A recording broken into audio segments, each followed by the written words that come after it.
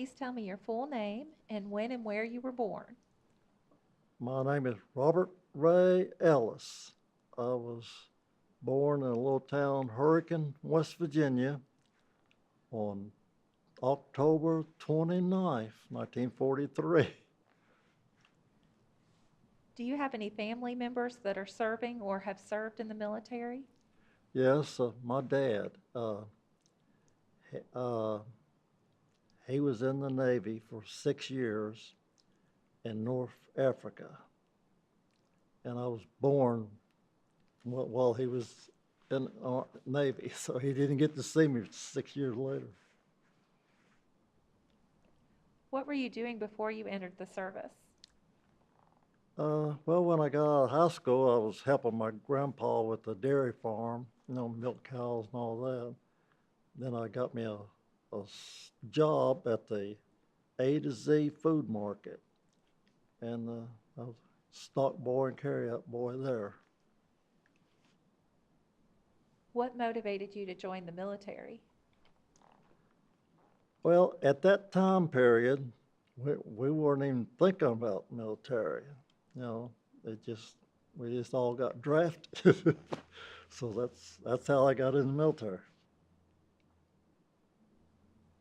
What happened when you departed for boot camp and during early days of training? Oh, early days of training. Man, I thought about that, and what my dad told me, if I ever got in the military, pretend like you like everything that the sergeant tells you to do, and you'll be okay. So that's the way I run with it. Do you have any memories of your instructors that you would like to share? Uh, in boot camp, right? Okay. My instructor, that there for a while I didn't know, but he was from West Virginia too. So, I pretended like I liked everything he said, and we got along real great. Did you receive any specialized training? If so, what kind? Uh, when uh, when I finally got out of boot camp, we went to Redstone Arsenal, Huntsville, Alabama, and we trained on how to stock ammunition and how to put it on helicopters and stuff like that. How did you adapt to the military life? Please tell me about the barracks food and physical regimen. Military, oh man. Well, the food, you know, it would just throw it out there in a pile and you just get what you want. In boot camp, it was, you know, that's a long time ago. Did you have a nickname? They called me in there, the sergeant called me Big E, but later on it was got changed to Tall E.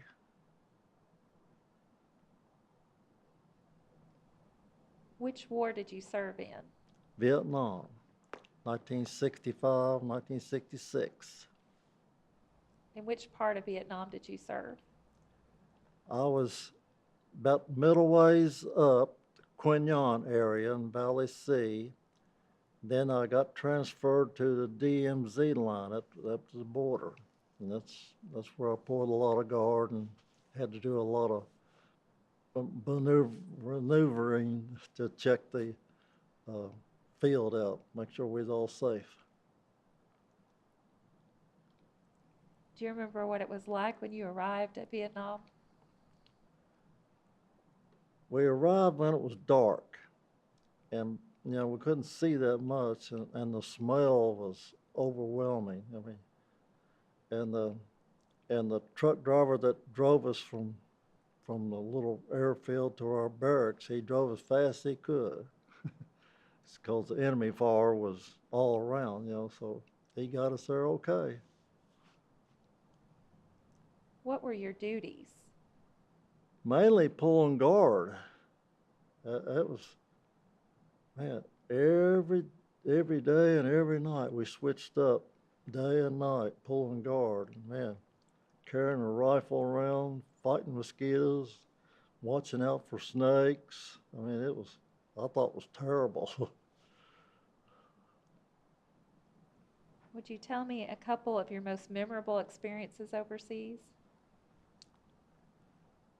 I've got one. Excuse me. I was in a foxhole.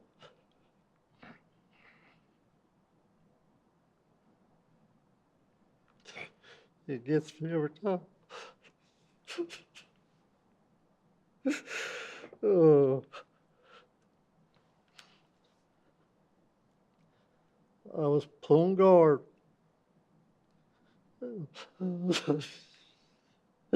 Oh, it's so wrong. I'm sorry.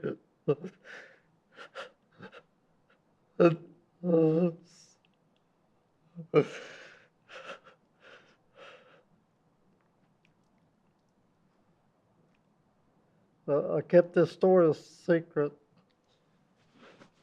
probably 50 years.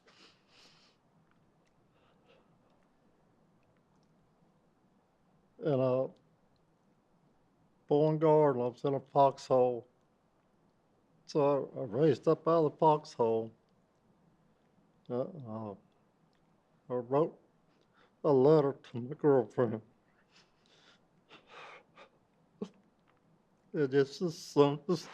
My pencil hit that paper. The ink pen fell. I bent over and a rifle. I'd have been dead if it wasn't for that.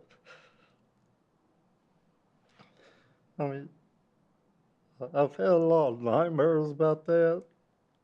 I just try not to talk about it. It's hard to do. So actually, I guess you could say my girlfriend kind of saved my life, and the Lord was watching me.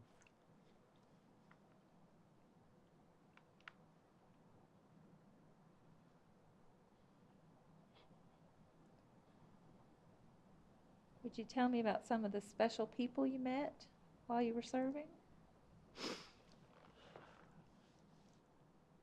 We had one little boy that we called him a gopher, and he would do anything for you, help you any way he could, and he would go around washing our clothes and polishing our shoes, keep us looking good. So, all of us in the barracks really liked him. He'd do anything for a nickel.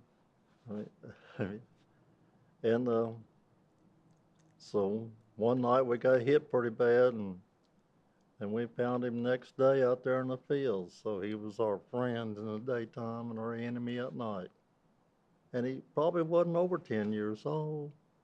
I mean, it's heartbreaking.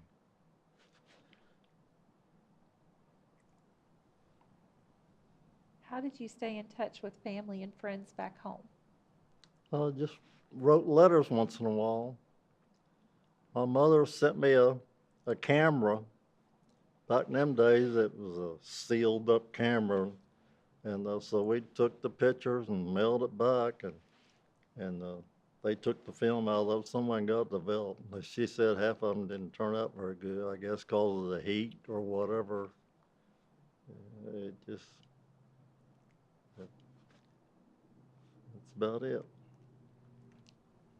Were you awarded any medals? Yes, I got quite a few medals. When we got hit pretty bad, I grabbed hold of one of the Jeeps and drove out there one of the dumps and picked up a couple of guys that was trying to dig a foxhole with their comb. So I grabbed them and pulled them into the Jeep and drove them back to the safety part. And so I got some medals for doing all that. Then when the incoming round came in, and I got a piece of shrapnel hit me in the back. But one of the other guys, he just put a little Band-Aid on it, and we kept on going. And it was, uh, it was a lot of experience going on over there. I mean, just one day to the next, it's just rough. Would you tell me about the day your service ended?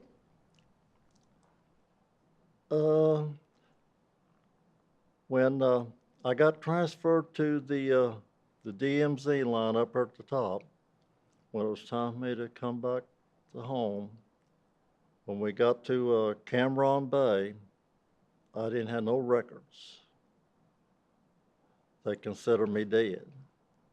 So they had to send to the States, get some records on me before I could leave Vietnam. So I had to stay there extra 3 weeks just before I could get out of there. And then they had me pulling guard there too. And I said, my goodness. How did you return home? Well, since I had to stay later, we came back on a civilian airline. And just as soon as the plane left the ground, one of the engines caught on fire.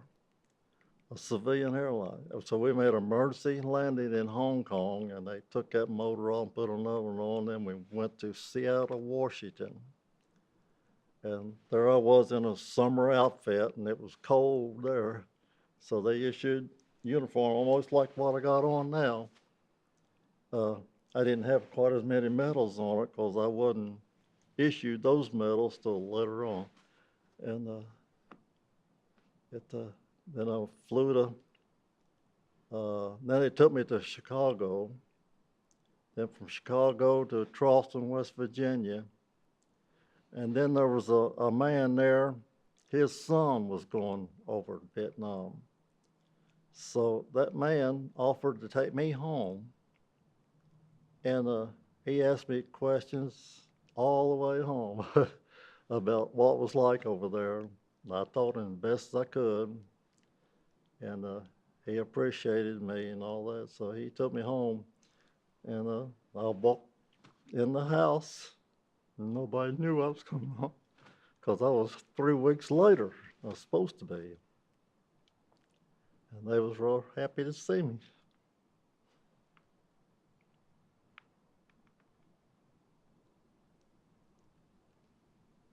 How did you readjust to civilian life? I had it pretty well made.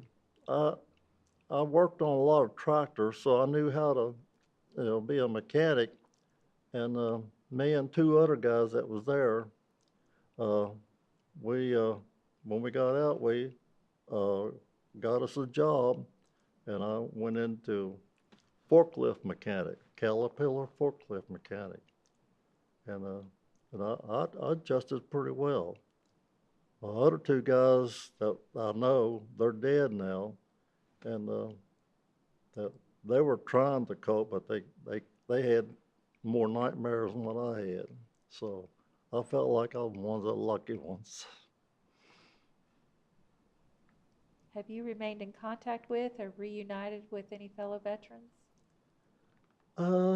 Not really. I made a lot of new friends since I've been out, but the ones I had when I was over there, most of them are all dead now.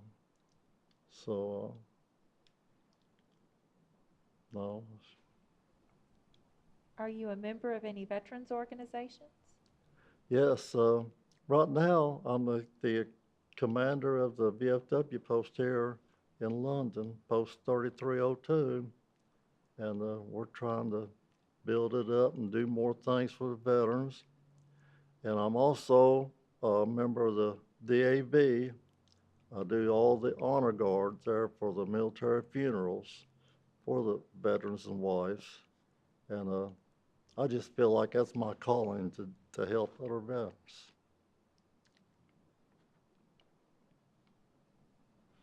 How did your wartime experiences affect your life?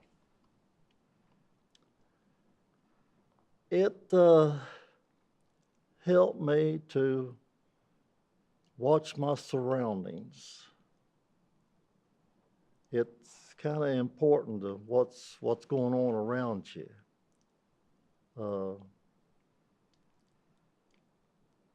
Yeah, I guess.